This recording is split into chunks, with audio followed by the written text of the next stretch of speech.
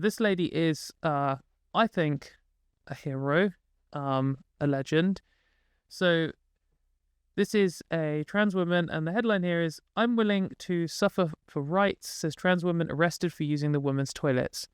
So a 20-year-old woman called Marcy Rheintgen, sorry, I'm not sure how to pronounce her surname, from Illinois, arrested after she announced in advance, she told state officials that she was going to go to Florida, where it is legal for trans people to use the toilet, and she said she was going to go go into the toilets.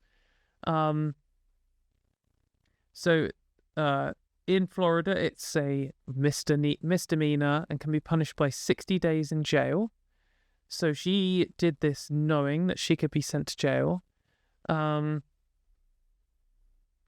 she just washed her hands in the bathroom and got arrested. She says, "I'll likely go to a men's prison for a long time where I will be forcibly detransitioned, have my head shaved, and probably be raped." That is sickeningly, quite probably true. It is horrifying and morally abhorrent that when we see different and unique members of our society, our first instinct is to imprison them. Some people have suggested I be imprisoned for life or should have to register as a sex offender or be killed, and it makes me sick. According to Pink News, even some trans people were critical of her actions because of the way in which she went about the act of civil disobedience. She says, "Most Americans these days are angry and miserable and have a lust for vengeance that they simply can no longer quench in their personal life, so they take it out on those who are smaller than them, those who cannot fight back." We haven't just seen this with radical and violent transphobia, we've seen it with the rise of anti-Semitism, the disgust and contempt for immigrants, and the way people have begun to speak about the most vulnerable among us. People have asked about my ideology, and it's simple: dignity. My ideology is dignity. You don't have to be pro-trans to believe this. You don't have to be pro-gay or pro-Jew or pro-immigrant or pro-black. You just have to be pro-dignity and be pro-humanity. I don't believe people should be imprisoned for their mutable characteristics. I don't think I should rot in a cell because I'm transgender, even if I was uppity enough to use the bathroom that people didn't like. Yes. So, this is a level of bravery that I guess I aspire to. I don't know. I don't know if it came to it, if I could do this or not.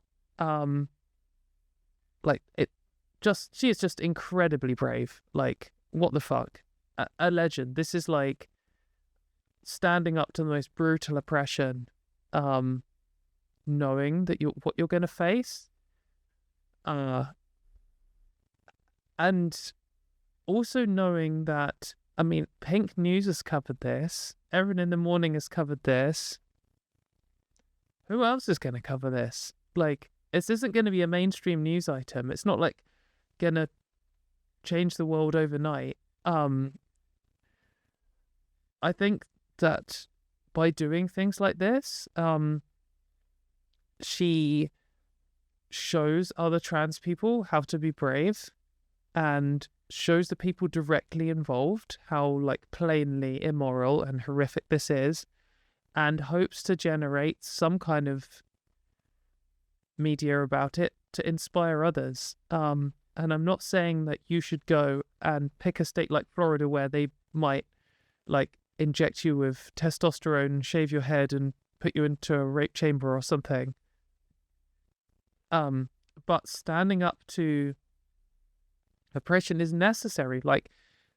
The classic line is, don't submit in advance, don't give in. If the UK was to pass a bathroom bill,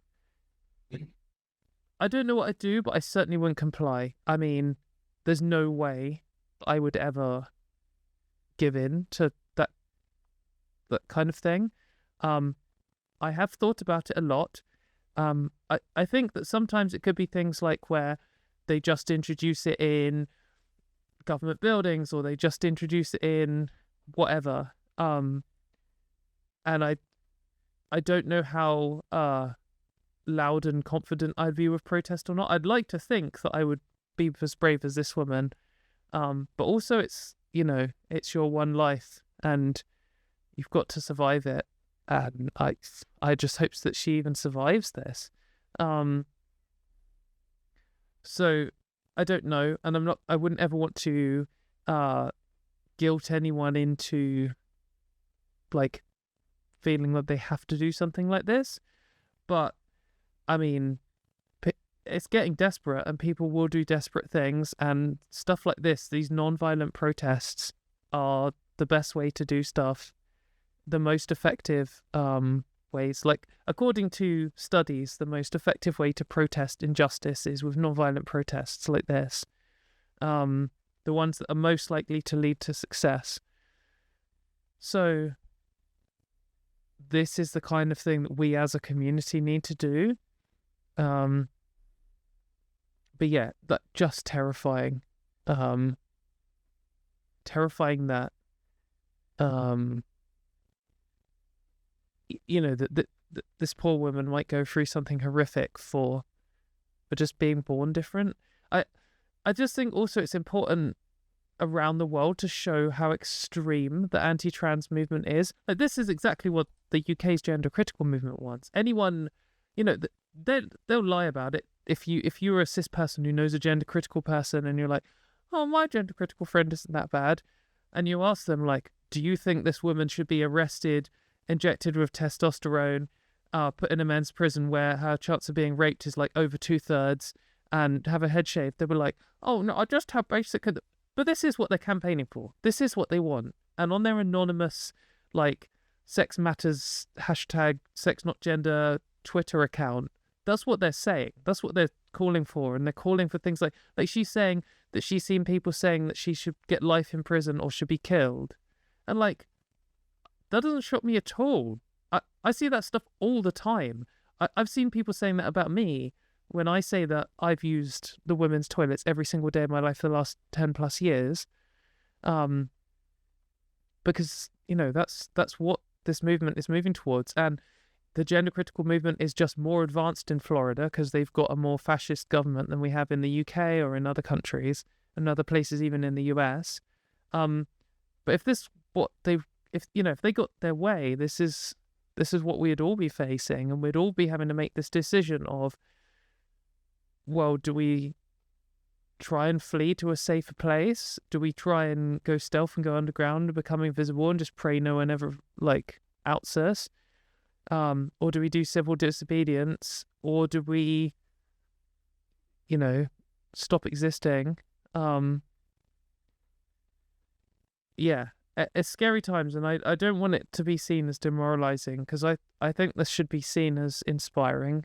And I think everyone should know this lady's name for being so brave to do something like this. She didn't just go to Florida and use the toilet and walk out. She told them in advance, politely notified them, hello, I think your law is immoral and I'm going to be breaking on this date. Yeah. I can see people in the comments saying, someone here saying, I want to stay home for the rest of my natural life. I know this stuff is terrifying, but that's what they want. I think there's this line that's even if you can't live for yourself, you live out of spite. Even if you're feeling terrified and depressed and overwhelmed with how horrific and unjust it all is, you've got to remember that you existing is so offensive to these disgusting, hateful people, and all they ever think about, all they ever talk about is people like you, people like me. And knowing that I'm just living a relatively happy life, and I'm just going to the toilet and I'm just washing my hands like any other woman in the country, they hate that. They're absolutely raging at that. There's nothing that makes them more angry. And if I feel so scared that I'm oh, do I even want to live anymore or whatever? Well, what I do want to do is I want to piss off these horrific, disgusting losers. And if I can do that just by being happy and going to the toilet, then perfect. Don't let them make you so afraid that you don't live. That's what they're bullies. They're trying to scare you into hiding away. They're trying to get you to give up. They're trying to overwhelm you and deter you from having the strength to carry on. That's like the main thing here is like we were just seeing with these previous like laws which get defeated in court, or they get voted out at the last minute, or they fail to achieve what they want to do, or the civil disobedience against them like this, they don't have a very high success rate. Like we see this news like, oh, in the US there's like 2,000 anti-trans bills or something, and like you see it in the UK too, where it's like, all these hate groups and stuff, they're trying this new legislation, there's yet another court case trying to undo this piece of human rights legislation or something. Most of the time they fail.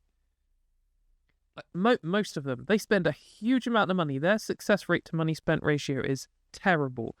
And of course it's scary that they have so much money and none of this affects them at all beyond money, so they can just keep going forever. But the main thing that they buy with that money, the main success of their movement is making you scared, and making you want to give up, and making you feel hopeless, and that you feel like you can't stand up for who you are and for other people like you. That's the main thing they're getting.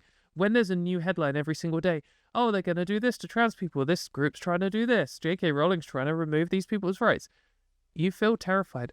Don't let them scare you. You need to, it's not like, oh, you can just magically not care about these things. You have to actively focus on it. You have to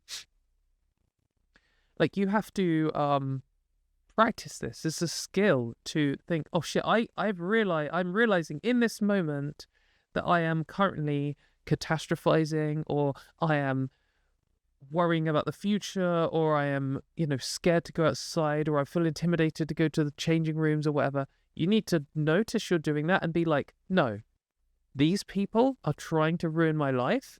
And the main way in which they're trying to do it is by causing me to feel like this. So in order to fight back against them, I need to be like informed. I need to, show up to protests. I need to make good arguments. I need to convince my friend. Sure. But part of the strategy, part of the like fight back you need to do against these people is to like teach yourself to be able to live in spite of it all. I just think that's really important.